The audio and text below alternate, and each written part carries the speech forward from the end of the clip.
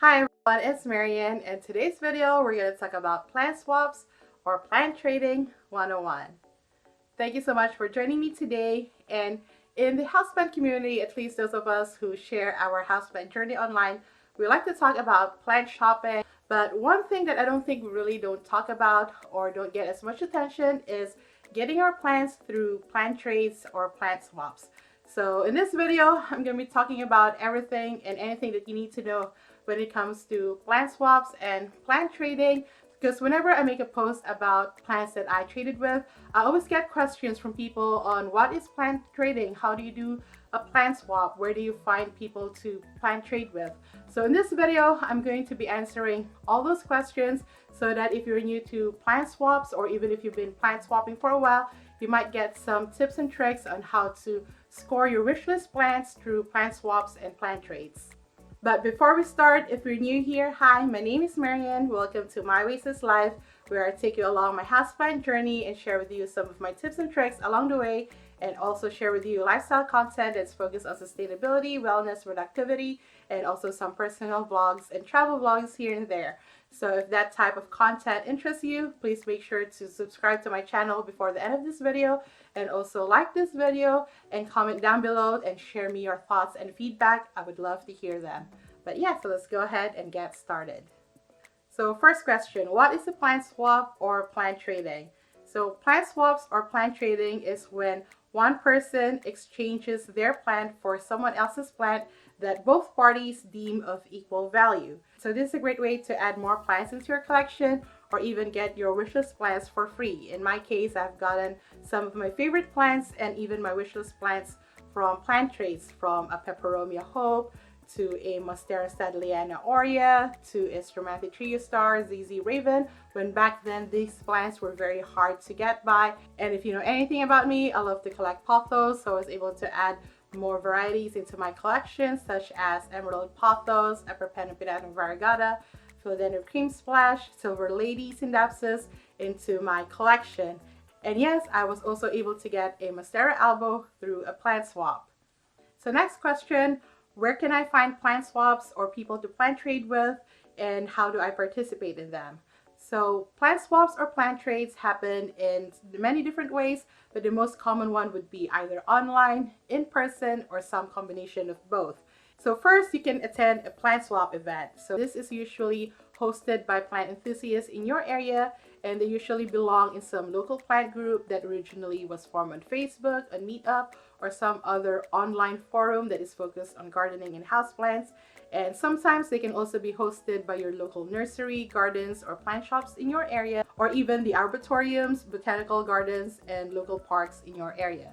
So it's really up to you to check out their socials, their website, sign up for the newsletters, check out their events calendar, and see if they have any plant swap coming up, and usually they would. Often these plant swap events happen for free, but some do require you to RSVP beforehand, or some might even actually ask you to buy an admission ticket, but usually for a really cheap price. I think the most that I've seen was like $5. And once you get in, you don't have to pay for any plant trades that you'll actually make, just for the admission ticket. But as mentioned earlier, most of plant swap events are hosted for free.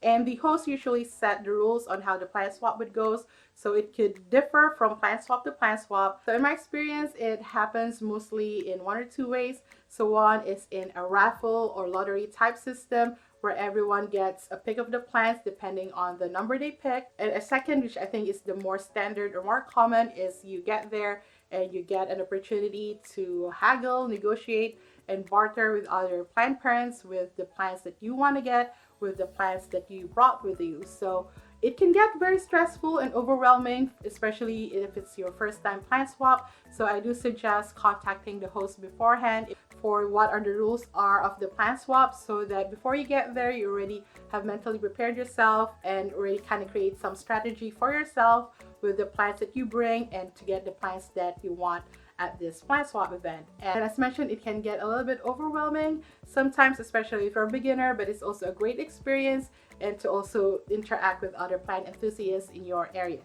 And another popular way to find other people to do plant swaps with is to join your local Facebook plant groups, especially those that are dedicated specifically to to doing plant swaps. And it is free to join, but you would need a Facebook account.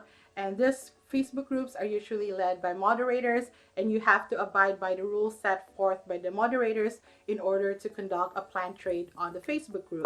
So if it's your first time joining one, just kind of observe and see what's the culture like within the group and see what people are looking for and what they are offering before you actually create a post of your own. And usually how it goes is somebody would post plants that they're in search of, usually denoted by the acronym ISO, and they would say these are the plants that they want, and then they'll mention the plants that they're willing to trade for it.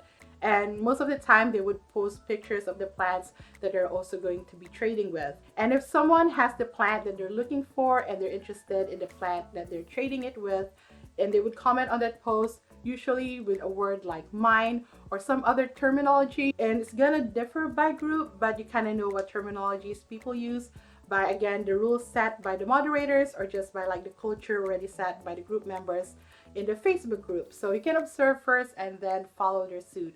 And usually what happens after that is the conversation is taken offline, usually through Facebook Messenger. So the people that are interested with trading with each other would communicate privately, discuss the potential plans that they're going to trade with, and if they do finalize the trade, they would set up a meetup place or a way to ship the plants to each other. But usually, since these are local plant groups, what happens is they do meet up. And if you don't have a Facebook account and don't want a Facebook, similar things can also happen in other social media platforms like Instagram, TikTok, Reddit, and all of that. But the rules will slightly differ, and honestly, I'm not very familiar with the rules set forth with plant trading in other social media platforms. I've only done it over Facebook. So third, what are the plant trade etiquettes that you should follow?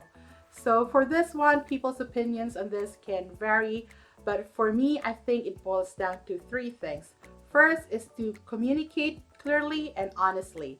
Be very honest and clear with what type of plant that you're looking for and the type of plant that you're offering up for trade. And also respond to messages as soon as possible. I would give people a 24-hour time frame to respond, but especially if you're the person who initiated the trade, make sure you respond to their messages as soon as you can. Second, be polite. This is very important. So even though you are very clear with what you want, you have to do it politely and don't be pushy. Learn to take no for an answer. And even if a plant trade falls through, end things amicably. It doesn't have to be this huge thing. Just end it with a short message like saying, "Thank you for considering my offer. I hope you can find the plant that you're looking for." Or on the other end of it, you can say, "Thank you for your offer, but I'm looking for a different plant," or "I am not looking into doing plant trades at this moment." So yeah, just make sure to be polite to the entire process from the beginning to the end. And number three, once you agree on the plant trade, make sure you follow through and follow through on time. There is nothing stopping you from backing out the last minute if you change your mind, but even before you get to the finalizing the trade stage, make sure that you are getting the plant that you want from the other person and you are offering the exact plant that they want.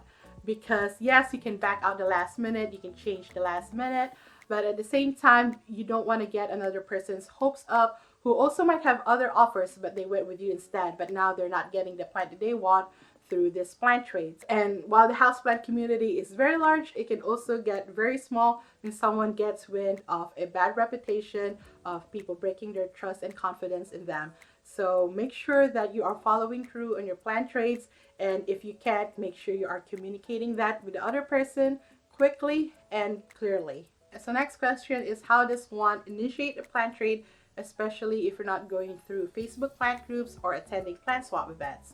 So if you're trying to do a plant swap outside of plant swap events or through Facebook plant groups, you can still find someone online to do a plant swap with, like on Instagram or on TikTok, by sliding into their DMs.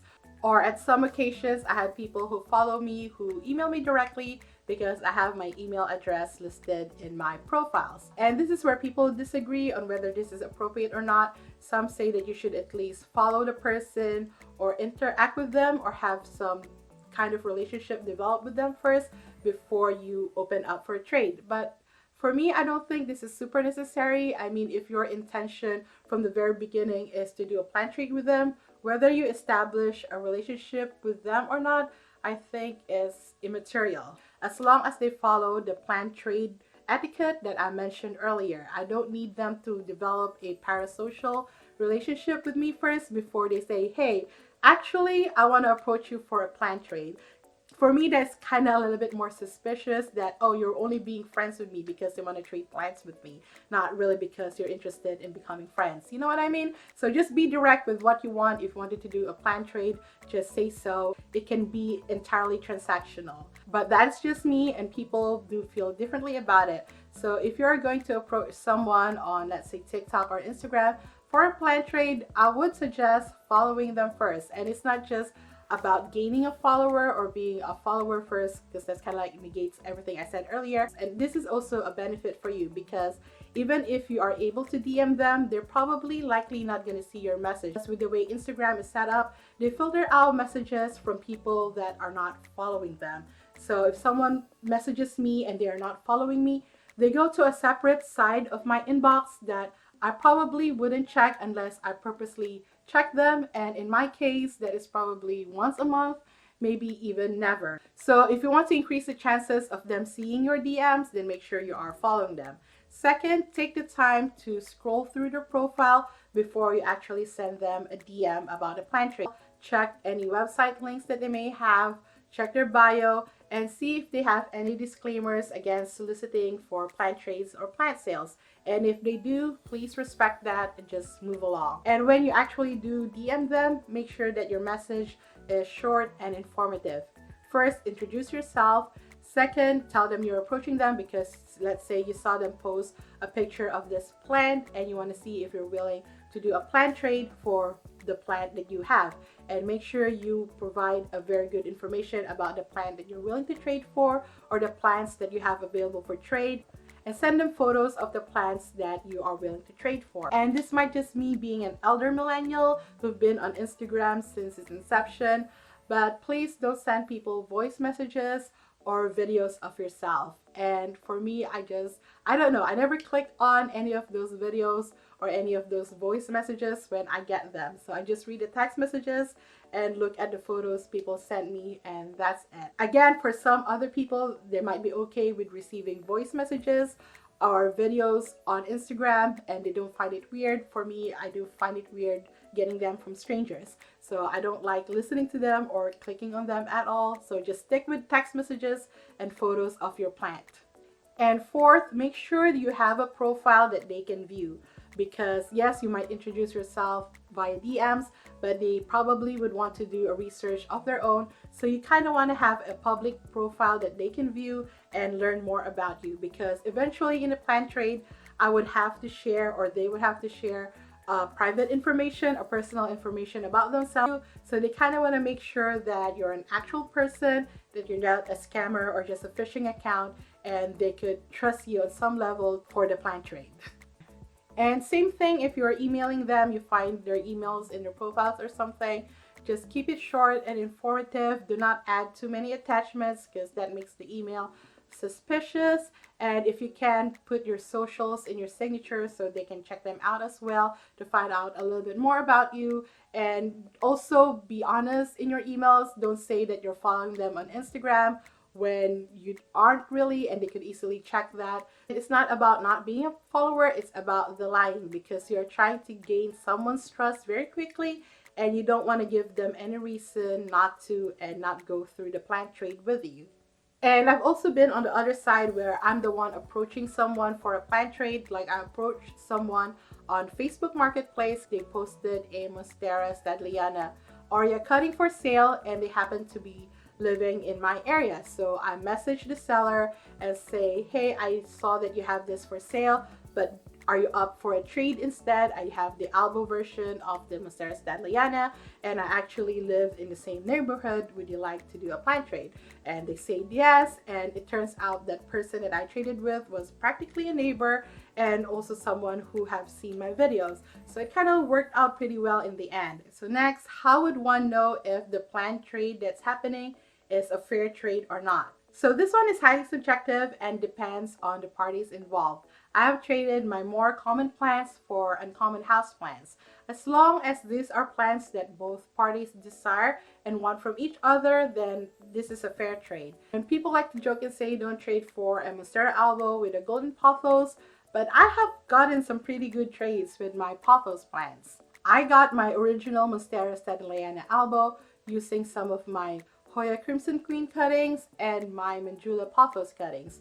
I've gotten a Scindapsus Silver Lady, which is a rare or uncommon form of Scindapsus, with my Manjula pothos cuttings.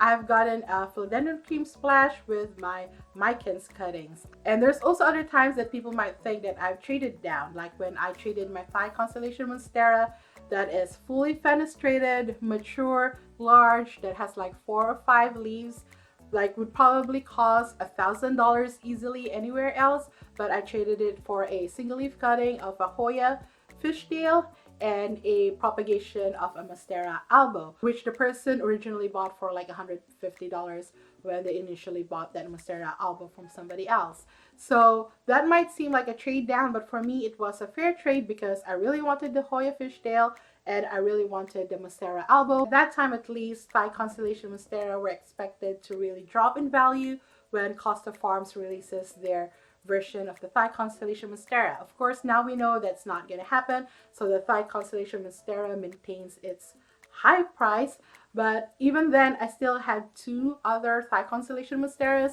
so it didn't matter to me that I was trading that for a much smaller plant. But there are things I should probably keep in mind in order to keep it a fair plant trade, aside from considering the variety of plants that you're trading with.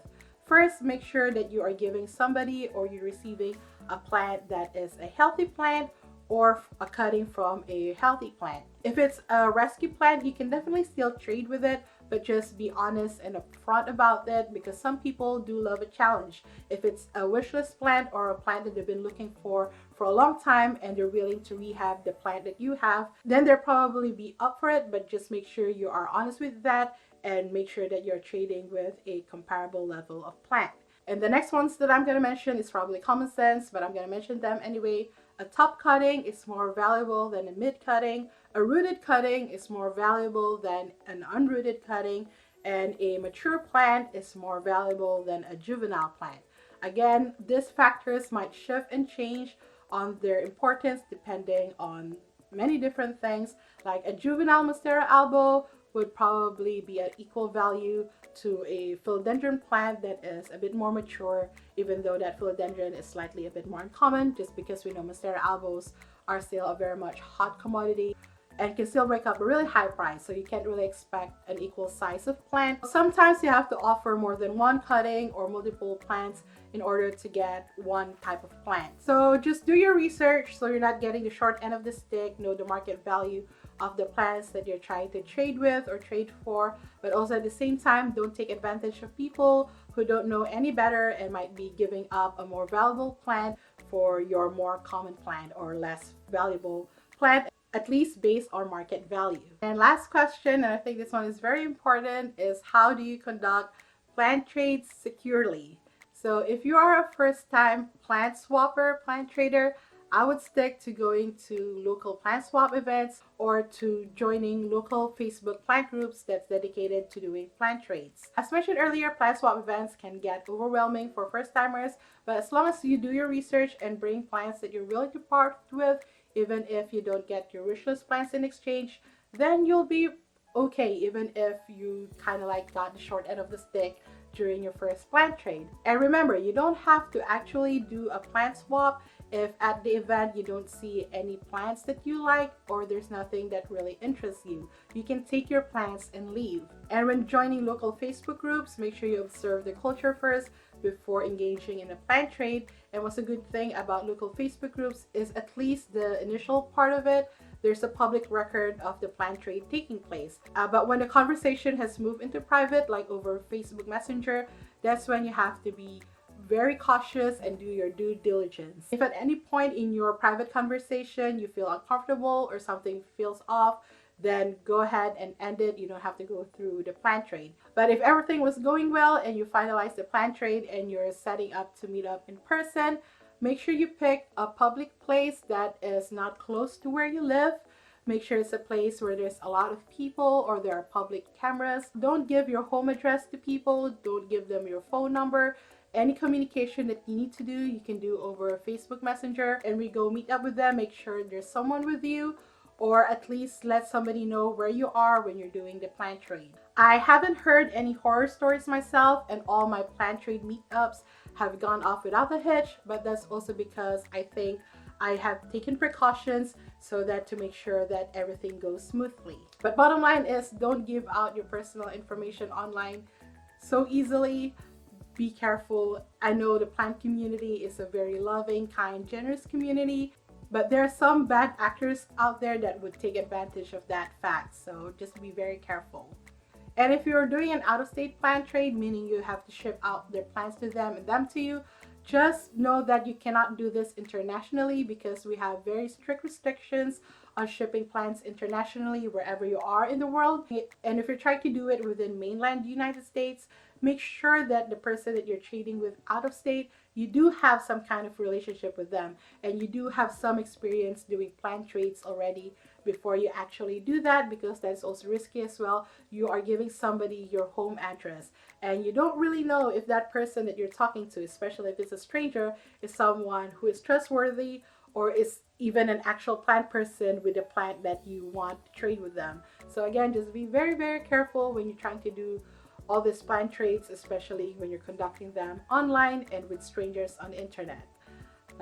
Yeah, so hopefully I didn't end it on a scary note. Plant trades are fun. Like I said, I've gotten some of my best plants through plant trades. I know because of COVID and the pandemic, a lot of plant swap events got canceled, but I think now they're coming back again, so do check them out. Try to find one in your area. And if you're not into Facebook at all, do find local plant groups in your area, because it is fun to find other plant enthusiasts in your area, because the houseplant community online is so much different when they're in person. It's like totally different worlds. So I highly encourage you to dip your toes, not just on the online houseplant community, but also in the in-person houseplant community. You'll have a much richer experience in your houseplant journey.